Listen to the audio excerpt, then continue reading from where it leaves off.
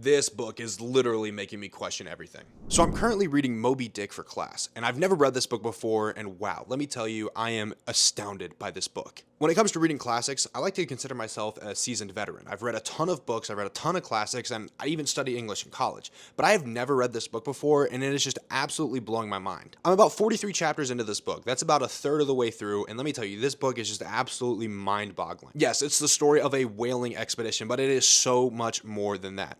I'm just going to hone in on one point that we've been talking about in class to kind of give you a feel of what it's making me think. The main character Ishmael has this sort of philosophic air about him. He always finds himself thinking about the hard questions of life and undulating between different perspectives or different answers to these questions. But the main thing that has really been driven home in this book so far is that wherever the whale is, there too are the great questions of life that seek to be answered. To understand what I mean, you're going to have to read this book and just take my word for it. I think it might be my first 5-star of 2025. Stay tuned to see what I think about this book when I finish it.